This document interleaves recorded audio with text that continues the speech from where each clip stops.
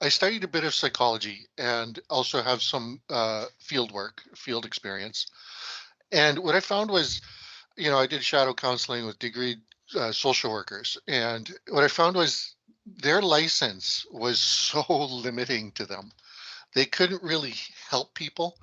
What they did was they did help people learn to cope.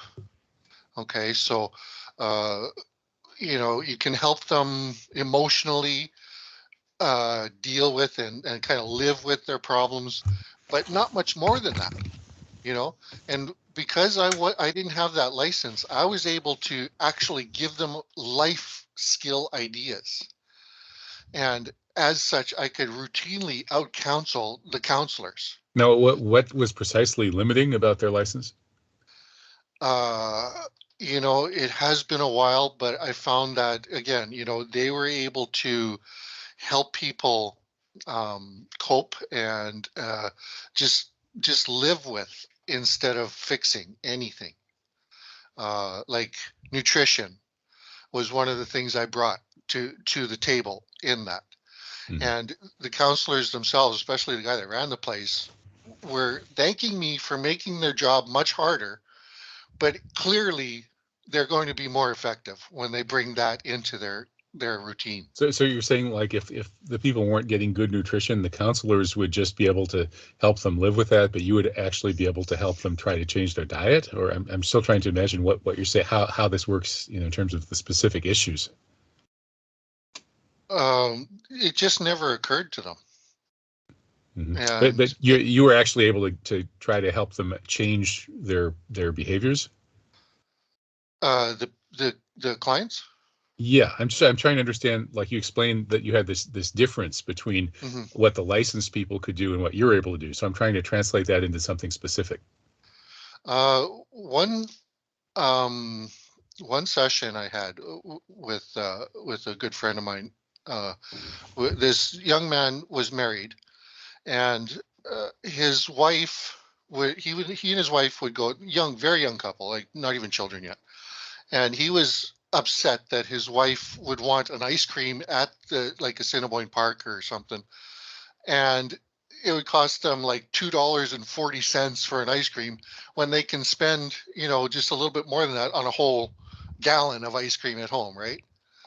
And so I was, the counselor would go with the routine of, helping each other, and I obviously don't remember a lot of details, but I remember it wasn't like I was able to put myself in the position of the client and imagine how I would feel if I was him being told what I was told by the counselor.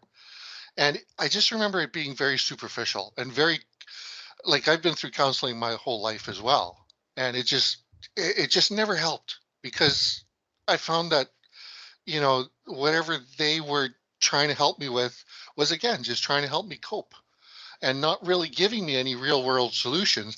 And then it turns out that the world is kind of messed up in the first Hmm. place. And Yeah, really, it's the world there that's aren't any real solutions for a lot of things, right.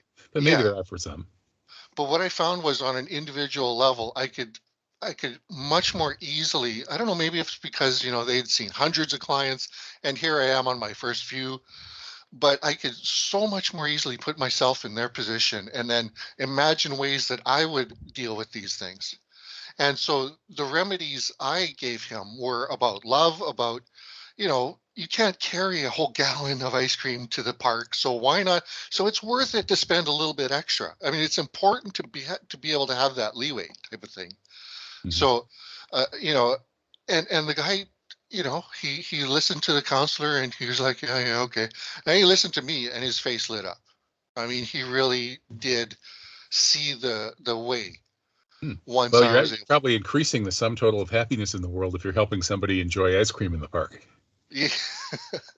you know, and well, it really comes down to the way he viewed his wife in life in general, because it was about uh, he something about, I can't remember exactly, but how can you surprise her with things, and giving him ideas on bringing spontaneity into the relationship and things like that.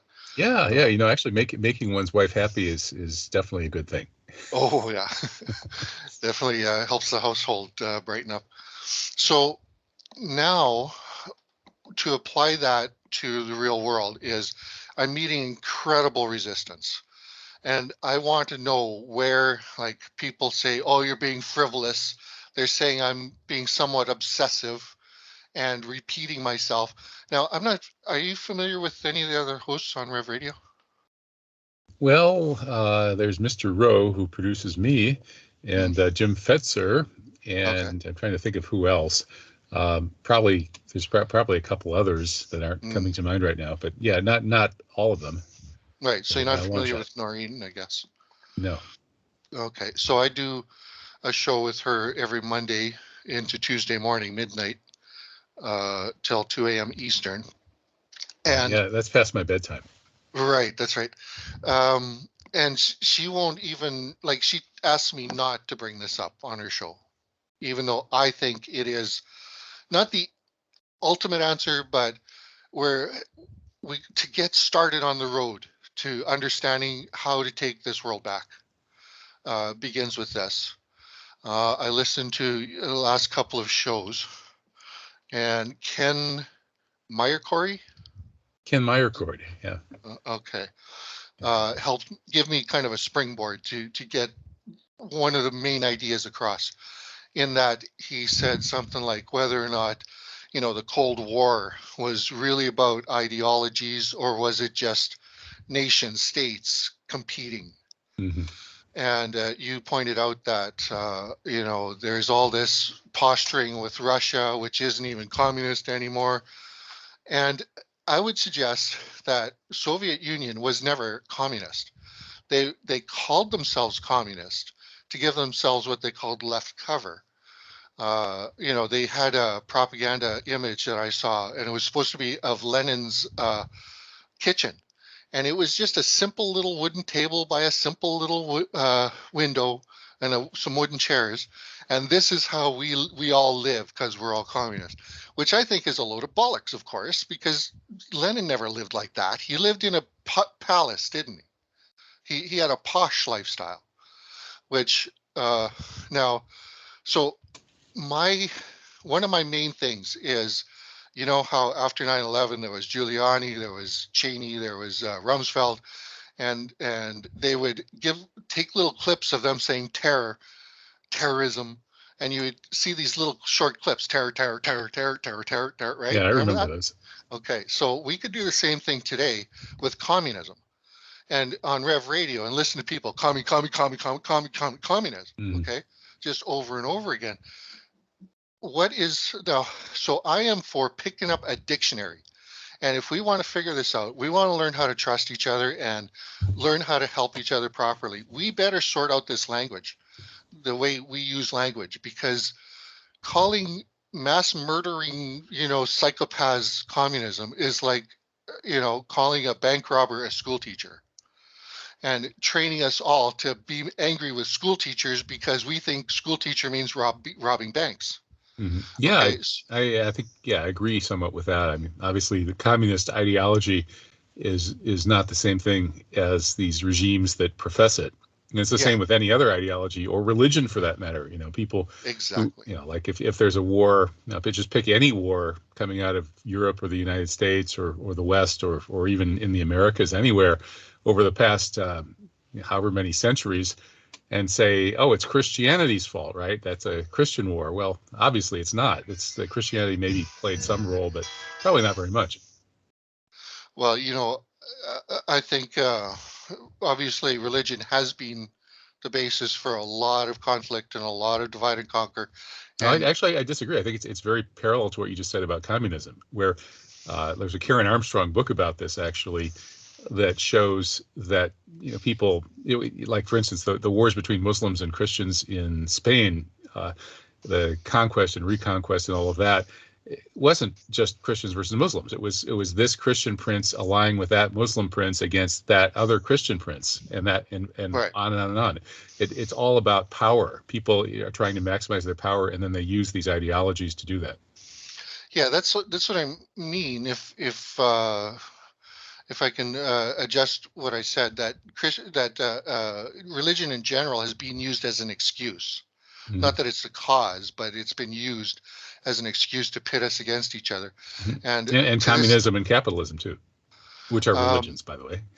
exactly my point that I want to get to is that the government is just another religion. Hmm. And it's the latest incarnate. They went from the church to the monarchy, Hmm. where people stopped believing that they were going to go to hell if they didn't obey, to a monarchy that would baff you in the head if you didn't obey, and people resisted that, so they changed to government, which gets people convinced to obey. Hmm. And that's the most effective and dangerous weapon of them all. Yeah, uh, I agree. That's an interesting comparison with the idea that the government, which is often defined as that particular bureaucracy that can plausibly claim to have a monopoly of power in a given territory, the fact that they're given that monopoly of power is usually seen as legitimacy. As people agree, well, mhm, this particular mafia is we're going to call it our government, and let them have the guns or the biggest guns and resolve all disputes by force, and nobody else is really allowed to use very much force. We'll do that because this particular bureaucracy is special. It has this mystical, magical quality called legitimacy. And that's very much exactly the same thing that the king had in the past. He had the divine touch. God wanted him to be king, so therefore he's a legitimate monarch, and whatever he says goes, and so on. So yeah, I agree. I think government is a kind of religion in that sense, and that exceptional. The fact that we give government these qualities and abilities. And this claim of this plausible claim to be the only legitimate use of force in a given territory. I mean, that's the same kind of irrational thing that people always did with kings and princes. mhm. Now, so if we pick up a dictionary and we especially one, like I have a Webster's from 1974, and it has the actual definition. I imagine if you pick one up from that was printed a few years ago, it's just going to say communism is Marxism or something, right? Mm. And that's what you hear people saying is communism, Marxism, socialism. Those are the three evil, headless horsemen coming to eat us all up. Uh, and in my opinion, they give us basically two choices: left or right, Democrat, Republican, liberal, conservative. Those are the only two ideological choices that's people do seem to naturally get wander to one or the other. Usually the right. It's especially in these alternative movements where we're seeking, truth. They tend to be on the right and blaming everything on the left. Well, Hmm. my problem with that is that they're basically acknowledging that there are only two choices. Anybody who ever says communism, liberals, any of that, they're acknowledging that there are only two choices in life. And this is fatal. I don't care what side you are, whether you're left blaming the right or vice versa. If you think there are only two choices in life, we're sunk. I don't see Hmm. how we can do anything to save this. Uh, Yeah, so, I agree with that. Yeah. I think yes. that left-right paradigm, which came out of the Oh, French Revolution, has probably outlived its usefulness. yeah. That's for sure. Well, I mean, it's been seized upon and put out there. And that's why I hesitate to use terms like virtue signaling and woke.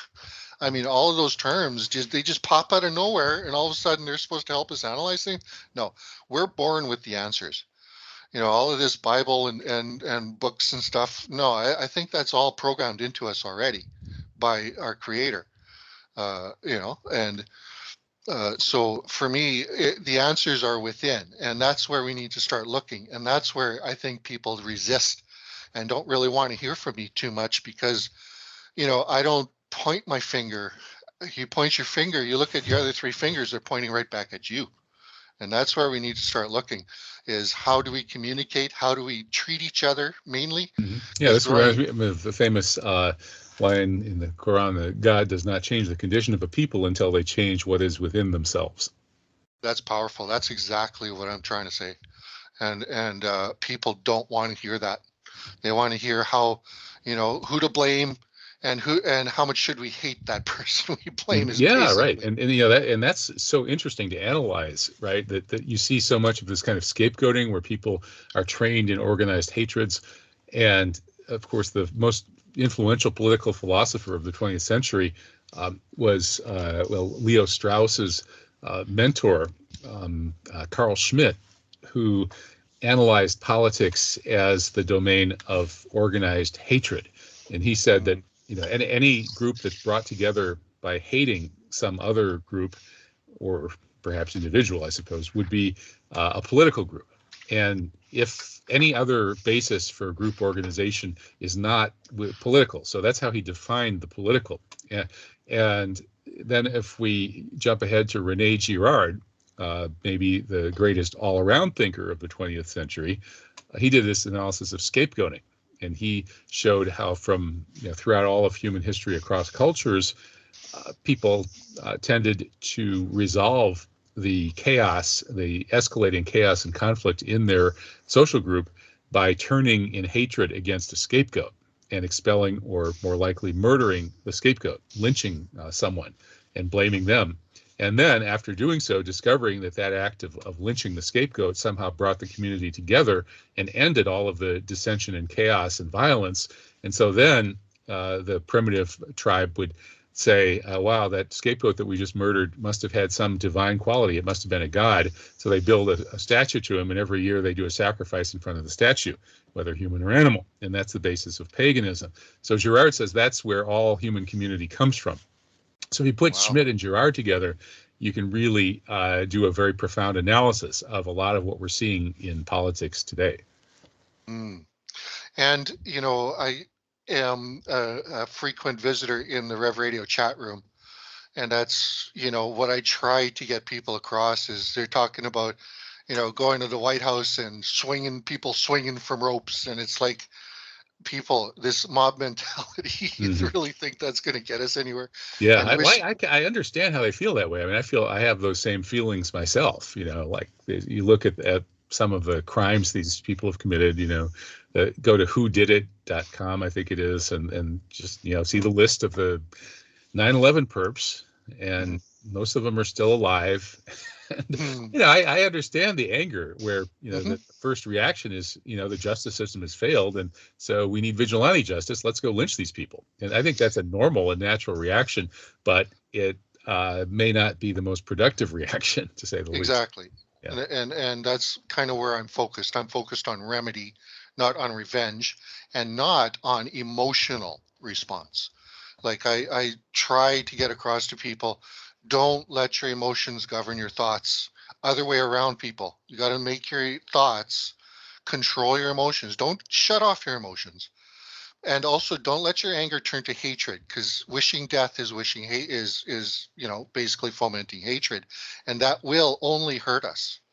Mhm. So the Yeah, trick is, observing your reactions too, in being able to do what people do when they meditate, which is to sort of let go and observe what's going on in your thoughts and feelings, and then you realize that the sense of yourself is not actually identified with those thoughts and feelings. That the anger or whatever the thoughts, the negative ones, the waswas we call it in Islam, are things that they're not part of you. They're just stuff that's floating through your consciousness that you can notice, and then it kind of dissipates once you notice it in that way. That's how people who meditate often are better able to deal with this sort of thing than people who don't. I did a Islamic sermon on Islamic meditation last Friday, so that's kind of still on my mind. sure. No, I think that is incredibly important. Like I listened to Dr. Bill Deagle for a number of years, and one term he gave me that I think describes myself and other people that you talk about, that you've mentioned, is that we make every thought prayer.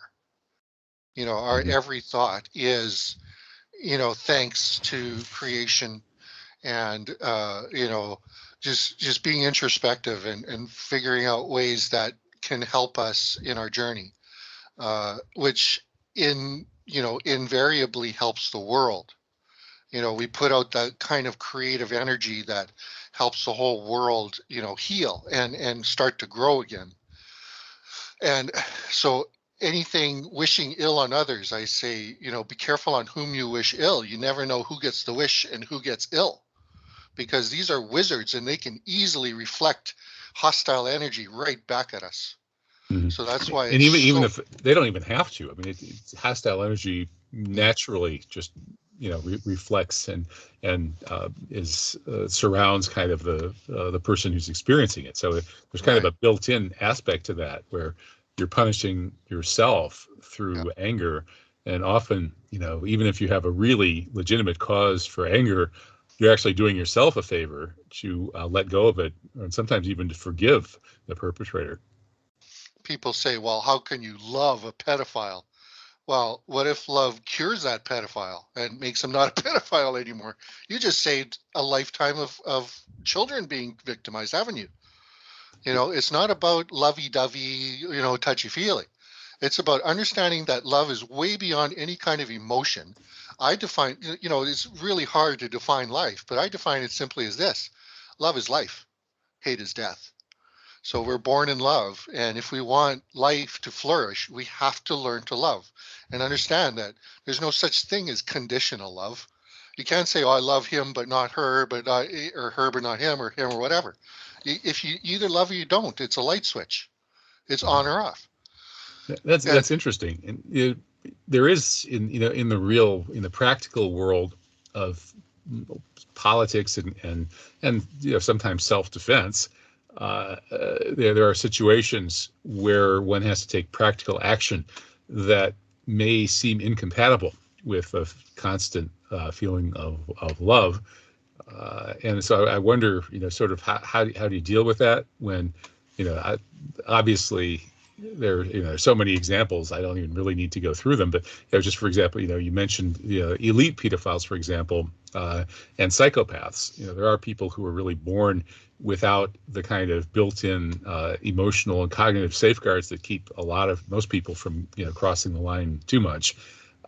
And some of those people actually can learn to not cross the line, even though they don't have those built-in safeguards. So you can have people who are technically psychopathic, but who don't really cause a huge amount of damage. But an awful lot of them do cause huge amounts of damage. mhm, It's really questionable whether there are any cures for them, and whether, in particular, the kind of love you're talking about, almost certainly, in many, if not most, of such cases, is not going to have any effect on them whatsoever. So then you still have the practical task of how do you deal with a world dominated by such psychopaths? And I mhm. think the answer is that you do sometimes have to engage in self-defense and in organized Yes. violence. And the organized violence has to be used to put the best people in power. And right now we're living in a world in which the worst people are in power. And then Well, the model that the Islamic model is different, a little different from the Christian model. The Christian model imagines a transformed world of love in which everyone has achieved Christ consciousness, and that's of course what we are all praying for, and will perhaps happen when Jesus, peace upon him, comes back and does his final thing. But in the meantime, we're in this world that the Islamic model was when there was a pathological oligarchy in charge that persecuted and persecuted and persecuted and persecuted the people of truth and justice. Finally, the people of truth and justice were given permission by God to fight back. And once they had that permission, that directive, they fought back with everything they had. And the purpose was to put the best in power instead of allowing the worst to be in power. right. So rather than the Christian idea of separation of church and state, in which you allow the psychopaths to rise to the top, Caesar, the biggest psychopath, rules, and then you have your church off on Sunday that is tolerated by Caesar, but doesn't really affect the organization of social life. Instead, you make sure that the person in charge is the best competent person, the most spiritually advanced competent person you can find. And to get to that point, you have to sometimes engage in war, organized violence, and overthrow the pathocracy. So I do think that we may need to do that now. But I agree with you that simply getting angry and taking pot shots at specific, individuals or whatever else makes no sense. Instead, we should follow the path of the prophet and some of the other prophets before him, and think it through, come up with a strategy, and win the war. I think I have that strategy, and I do want to get to it. But exactly what you said earlier is, can we get to a place where the world is already run by people who love? And then, yeah, you're still going to have the occasional psychopath. Now, don't forget that the system encourages psychopathy and finds them and promotes them into their ranks. And that's why we have all those psychopaths up there in those ranks. Uh, so if we have a world that's run by love, well, there's no poverty. Why is there poverty? We have abundance. How much, they pay farmers not to grow food. How stupid and sickening is that?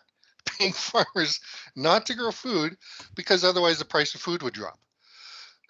So we could eliminate poverty tomorrow. I think if there is a Messiah that needs to come, that, we could really make it so much easier if we take the initial steps. It's probably what's being waited for right now, is for us to show ourselves worthy by not letting each other suffer anymore, which we can easily do. I mean, we start paying farmers to grow food. That's my ultimate remedy is, we drop the dollar, just get rid of it. I mean, it's so blood soaked. I can't believe we still, if we run by love, we would never touch that blood soaked currency.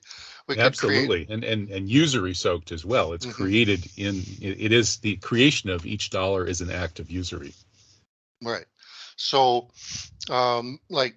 for me, in my opinion, money itself isn't evil. It's just a powerful tool that's being used for terrible evil. And so we can drop their dollar and create a new dollar. First, give it to farmers, make them so that they can grow food, make sure they have a comfortable living to grow the world's food. Then we don't have any more motivation for GMO or chemical fertilizer.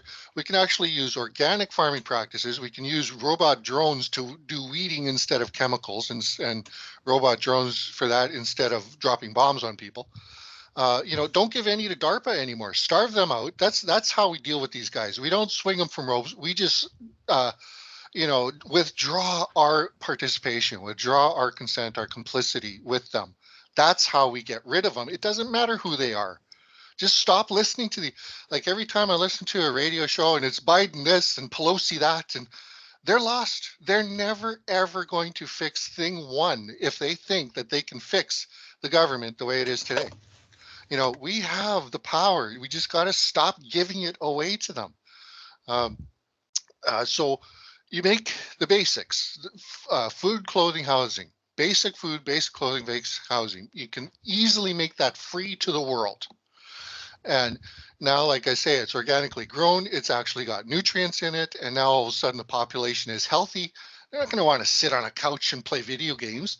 They're going to want to get out in the world and innovate and contribute and, make this a nice place, because this gives you the opportunity for a true free market. People try to associate capitalism with free market. Are you kidding me? Capitalism, take that word cap and apply it to the word capture. That's what kind of market capitalism is. It is a captured market. And that's what everybody is trying to do for themselves. Capture enough of the piece of the market to make at least a decent living.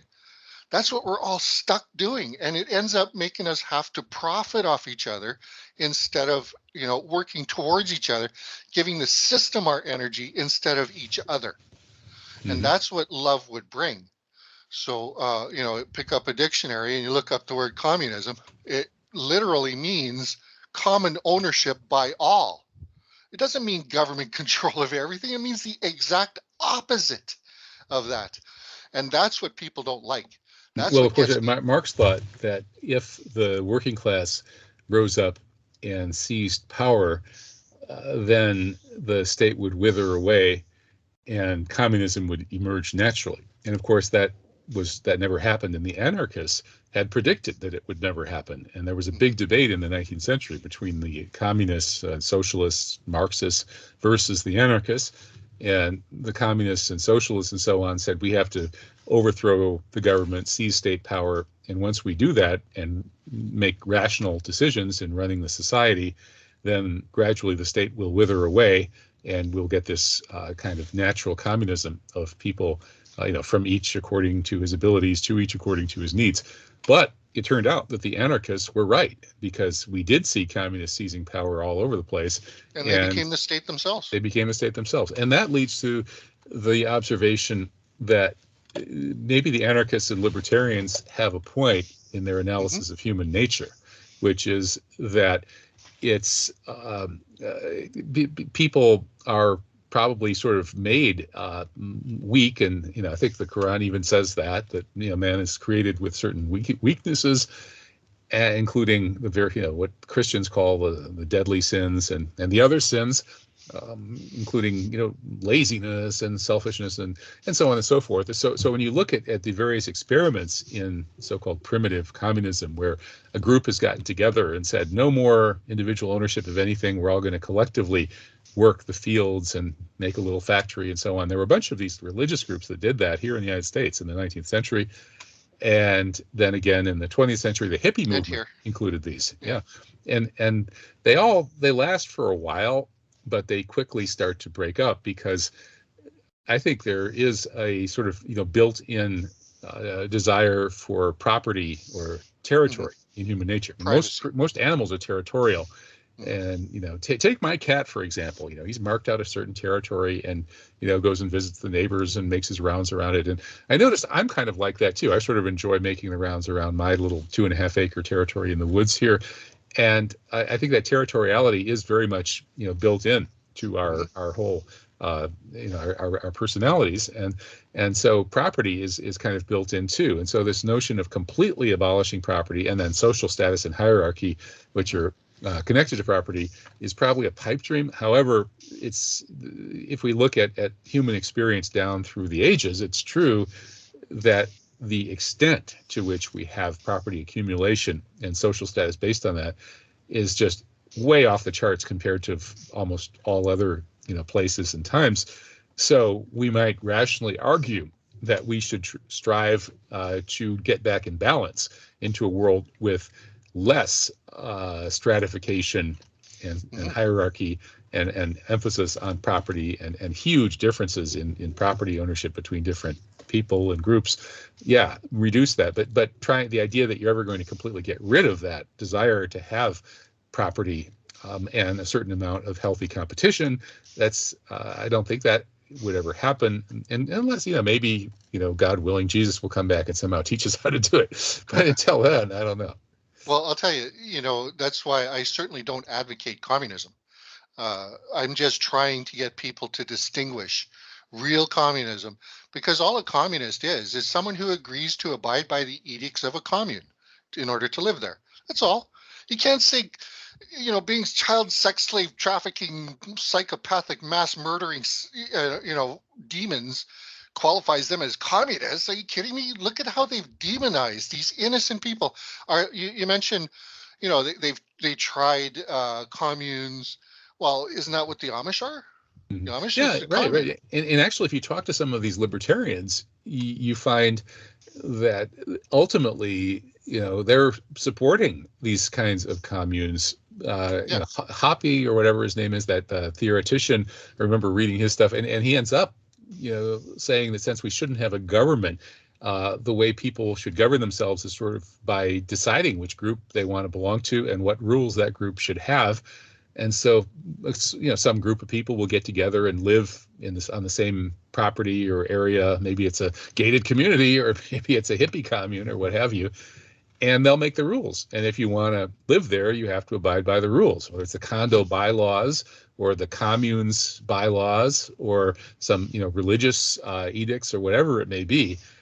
And a libertarian like Hoppy would agree with this. He would say that's the right thing to do. This is how it should be. You shouldn't have a government in Washington, D.C. telling 350 million people No. how to live their lives. Everybody should be free to decide what to do. And many of them are not going to want to be just individuals. They're going to want some community which is going to have rules. So you should have a plurality of different communities with different rules. But Hmm. wait a minute, that just ends up describing pretty much what we already have to the, yeah, we have DC trying to mess with us, but we also have your local condo association where you have to abide by those Mhm. rules, your local village where you have to pay property taxes to the county and do what the village board tells you, and give some money for the schools through your property taxes, this sort of thing. We already have all this stuff, and so in a way these libertarians are just reinventing the wheel. And it seems to me that people do want to form social groups where they have to abide by the rules. Nobody wants total individualistic freedom, and so this our national philosophy of to the pursuit of happiness has been interpreted as pursuit of individualistic freedom, where the individual is absolutely free to do any darn thing he wants, doesn't have to obey anybody else's rules. And what's that led to? It's led to sort of where we are now with overweight people laying around on the couch, watching the Super Bowl, Mhm. and seeking, money and pleasure and power, and not being willing to go along with the group and follow the group rules. And I think people would be a lot happier if they found the right group and followed the right rules. Like I'm in a group called Muslims, or the House of Islam. I follow the rules of praying 5 times a day, fasting during Ramadan, not a bite to eat or not even a drop of water between dawn and sunset, and so on and so forth. And then there's also this issue of Sharia or those kinds of agreed on rules as well. So we're already in a world where there are everybody is really stuck joining us. So you have to be in one or more social groups. You have to follow those rules. And once you realize this individualistic pursuit of happiness thing from our liberal political tradition is, let's just say, very, very limited. So it has been limited in the past because there hasn't been abundance. And that's why I say anarchy can work now, real anarchy, where people self-govern entirely. And then But you can wait, still, individually or collectively? well, it's a choice. You can be individual, you can be out in the boonies, not bothering anyone. That's the thing, is once people have everything they need to live a decent life, they don't want to bother other people. They're too busy enjoying their life. So you don't really need any overall rules, although you can certainly have them if you agree upon them. And that's why I say, communism is a very good system for organizing a primitive society where if you're a hunter gatherer and you're barely scraping by, scratching up roots, you can pool your resources and get yourself out of that, barely existing existence and organized and start to, that's how I think how everything's got started is we organized, we found ways to grow crops and herd animals. So we didn't have to be wandering all the time. And so it starts off with a commune where everyone pools their resources. But today, yeah, we are a primitive society because we know our job, we go to school and we're stuck behind that desk all day long, cut off from the world to make sure we don't know the world. We only know government worship. And uh, so we're primitive in that way that we have so few skills and everything. But we also have the capacity, like throughout the 1800s, like technology was really taking off and starting to develop, and we probably quintupled productivity. And at the end of the 1800s, we were still working 12-hour days, 6-day weeks for barely enough to live, despite the fact that wealth was being generated unbelievably, and yet we still didn't get any of it. So they had those series of labor movements throughout the early 1900s, one of which was here in Winnipeg, the Winnipeg General Wildcat Strike. And all of a sudden, they standardized 8-hour workday, 5 days a week. Okay, overtime and things like that, vacations. Um, so since then, I say productivity has quintupled again and again, like all this incredible productivity. And that's why they can print and print and print whatever. And the dollar, they keep saying, oh, dollar's collapsing, dollar's for how long have we been listening to that? That it's going to cost us $10,000 for a loaf of bread. Well, Yeah, that hasn't happened. eventually I think it will, but it's hard to say when. Exactly. So we're spending all our time, like the last 20 years, people are saying collapse, collapse, collapse, and there's no collapse. What have we done for that last 20 years besides keep each other in terror of financial collapse? Like it doesn't help us. It doesn't fix anything. We need to realize that, we need a new labor movement like in 1980 1919 general wildcat strike, and say, hey, look, why are you putting half of us out of work and making the rest of us work 8 hours a day, 5 days a week? You know, Yeah. we should be retiring in our early 40s to let new people into the workforce. But you never stop working. Once you retire, you go to work for yourself and each other, right? Mhm. And we work all our lives because it takes hard work to stay healthy. So you might as well be productive while you're working to stay healthy. That's right. Um, Growing food is something that you mentioned earlier. You said something about the drones weeding. yeah. I'm not sure about that, but it's true though that it would be pretty easy to have all of the labor, organization that we have today, the way or labor is organized to produce so much wealth, and keep that and have a decent distribution of it with people working a fraction of as much as they work now, and then people would be free to grow their own food, and then of course trade that. We could be kind of, technological neo peasants, which I think would make people happier than they are today. I know I'm able to survive in this kind of crazy situation where I put so much energy into negative things. I get on the radio and do my false flag weekly news, looking at the 30 most horrible news stories of the week, and Oh, okay. talk about all the most awful things that the It government's lying hurts, to you doesn't about. it? Yeah, yeah. So I stay sane in part by going out and gardening, and Mm, I think probably a lot of folks would be happier if they, rather than running in the rat race, if they were just working half time, gardening the rest of the time, and as you say, maybe retiring early and gardening even more, and the food that they eat would be so much better. It's really hard to grow, or it's hard to obtain really high quality produce if you're not growing it yourself. Even in winter here in Wisconsin, the stuff we're eating we froze from last year is so much better than anything you can buy in the mm. stores. And probably that's one reason that we're healthy enough to have COVID and survive it without too much trouble.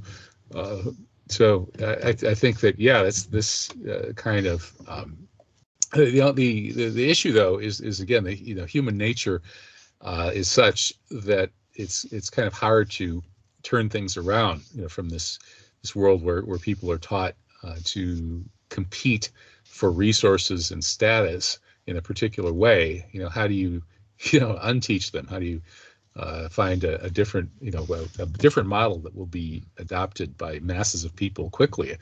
That I'm not so sure, but Well, maybe if your radio show catches on, maybe that'll do it. yeah. I did something similar when I first got on radio. I found my most popular shows where I go to Monsanto's website and just read off it and comment and decode it and show that, yeah, we're killing you, and yeah, it's good to kill people, and like they talk about bringing peace to the world. Well, how do they want to bring peace? Well, kill us all, and then it'll be peace, right? Mhm. So um, I don't. I don't garden. Even as a boy, I couldn't garden. I mean, picking peas, weeding the garden, my back just wouldn't let me. I was never able to be bent over like that. And so, what I like to do is, if I had mobility, because I haven't had a driver's license, and I'm still working on ways to get around that, because I am just so sick of all this government and needing government permission to put on a pair of socks. It's just not, you know.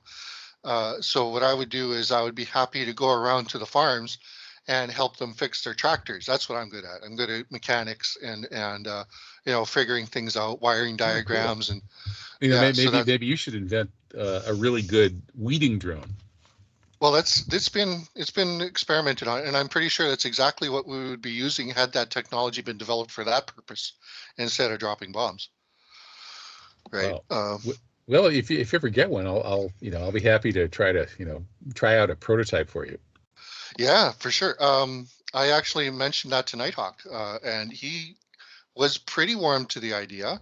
There is video of these very primitive prototype drones going in, and it has a camera that can distinguish from the wanted plant versus the weed, and it can go in there and do the weeding. Absolutely, that's totally viable. And Well, I'd kind of have to see it. My first thought is there might not be sort of an energy payoff, like in a lot of these issues. there's a kind of a energy investment versus return. Everything from Mm. drilling for oil to agriculture, and so the energy needed to keep your drone in the air and to make the Oh no, no, motions. no, on the ground. They roll around and Oh, they okay. got So it's like a robot, not a flying drone. Yeah, yeah, gotcha. yeah. Okay, well then that's probably actually something that I could imagine really happening. Yeah, like I say, there are prototypes out there, but it just definitely won't go beyond. I myself, have invented things that the system didn't really like, and I was supposed to get funding. They said, "Oh yeah, you like your business plan? We'll get you funding. We'll give you a call on Wednesday." Of course, Wednesday comes and goes. They don't call. Following Friday, it comes and goes. So I've called them the following Monday, and they said, "Yeah, we're not funding you." And I asked, "Well, why is that?" He said, "My boss just said no." Hmm. So, I mean, I've hit that stop window a number of times. So this is, it is a total monopoly that we have right now, and we think that that's, the end all be all. There's a wonderful speech. I got to track this down again called "The Best of All Possible Worlds," and that's what people believe. The vast majority. That's you mentioned human nature. I think that's our ace in the hole. That's our wild card. Is that if we can get these programs, it's much easier for people to reconnect with their spirit, with their true, you know, what they were born to be. If we find, I liken the human mind to a keyhole, and every sentence we utter is a key. And if we can speak the right words to line up those tumblers within their minds, we can unlock their minds, and then they can reconnect with themselves. And it's kind of like having a spidey sense. Your spider web, your feelers, actually you can feel the spider web, the sensation. You don't have to think things, we just sense them when we really tune our senses. uh and that's, somehow I just, all my life I'm thinking, what is that key? It's there, I know it is. And so I'm constantly searching for new ways to communicate these ideas to people, and it's very hit and miss. It's not all miss. Like, yeah, I get ostracized. I've been ostracized my whole life, and same thing in this chat room. We're dealing with some out of control mods right now, just checking everybody on every little thing they utter, and they have no idea, these moderators. You're talking about the Revolution Radio chat room? Yes. Because I know that the moderation of social media is way out of control. There's this Hmm. censorship push that's just completely insane. I just had Michelle Malkin on my show talking about being banned from Airbnb. You Right. can't stay in lodging anymore if you have the wrong political views. You certainly can't post on social media. You can't speak your mind anymore. Hmm.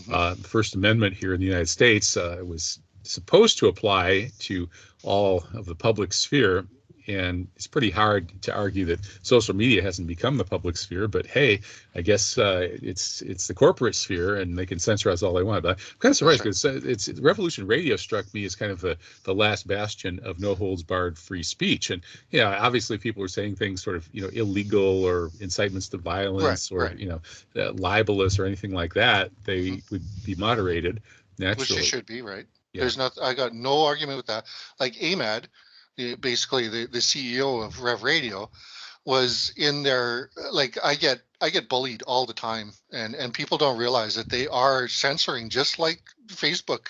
They don't Well, realize wait a that. minute. But there's a difference between a comment that you perceive as bullying and then censorship, which would be kind of forcing you off the platform or deleting your posts or things like that, right? They're Well, not doing just that, are they? yes, they're silencing me. They're booting me. They haven't banned me, but they have bullied me. Forcibly silent. What they do is, and it's not all of them. It's just a couple. What is it that you're saying that they don't like? I mean, everything I've heard It's, you say so far sounds perfectly within the purview of mhm. what I would expect that Revolution Radio people would like. But remember what I said, that you start trying to open people's minds to the real meaning of words like communism, that gets their guard up right away. Oh, And okay. So it's the communism thing, right? well, it's Yeah. not Well, just yeah. not just that. It's you express love like I expressed to you. The concept of no such thing as unconditional love. Things like that get me banned, believe it or not. Really? Trying trying to open people's minds to it's the way we treat each other that enables the psychopaths to stay in power over us. And time and time again, I get cornered. Like I'll get one mod saying, "Oh, this is why you're wrong. You're full of it. Communism is the reason for all death and misery." Well, but that guy's just expressing his opinion. That's okay, isn't it? Yeah, that's fine as long as he doesn't ban me. If like he's challenging me, but it's not a legitimate challenge. I love legitimate challenges. Show me where I'm full of beans, and I promise you, I will either concede or I will respond and show you where you misunderstood. I'm not full of beans. I have to know what I'm talking about. But then, this one moderator is like challenging me with just, basically you're full of it and that's it. I'm not telling you why, you just are. And then their friend comes and just outright bans me or silences me. That's kind of strange. Well, And a lot I of hope people are I hope experiencing that situation resolves properly. And I certainly haven't heard anything from you that sounds even remotely close to what anybody would ever ban anyone for. I mean, I know that it's whatever one's opinions. If you annoy people too much by if somebody emails you too many emails, at some Right. point you block them because it's just too many emails, or somebody just keeps saying the same thing over and over and over and they become annoying, then you might say, hey, you're not contributing productively here or something like that. But the views you're expressing strike me as quite reasonable and legitimate, just like some of Michelle Malkin's did. So I don't see why anybody in their right mind would want to ban you. But hey, I think we're at the end of the hour here, Nick. So I need to head out. I have another interview coming up with somebody in Iran. Okay. Yeah, I really hope they back off on all of that craziness. Yeah, they can't decide whether they want to start a war with Russia or with Iran or with China. Probably all three at once, which would be pretty even stupider than one at a time. But these So people are stupid. I listened to Michelle Malkin, and I was really impressed with the way she stood up to Alex Jones, even though she was on the wrong side. I was listening to Alex Jones at the time, and he was saying how he's going to go right up to her, he's going to tell her right to her face. And he did. There was video of him confronting Michelle Malkin, and the way she stood up to him was incredible. Yeah, I like her as a person. Yeah. I used to find her politics incredibly obnoxious. But now, actually, having talked to her and looked a little bit at her immigration work and stuff, I can kind of see how she made that mistake, and now she's correcting it. So, hey, Well, God bless her. that's another thing I wanted to get to. If we can possibly do a B session, I would appreciate it, because I have something to say about immigration that I think, eventually I wouldn't mind talking to Michelle herself and seeing what she says, but I'd rather talk to you because you do have a way of being objective and clearly thinking without prejudice. Yeah, New immigration ideas. isn't really my big issue. I can that makes it easier to see the valid arguments on both sides. But anyway, I do have to go now. But thanks, Nick. It's been a very interesting conversation. Okay, Appreciate thank you as well. it. Okay, take care. You good luck with your other stuff there. Yep, thanks. You too. Bye. Okay, bye-bye now.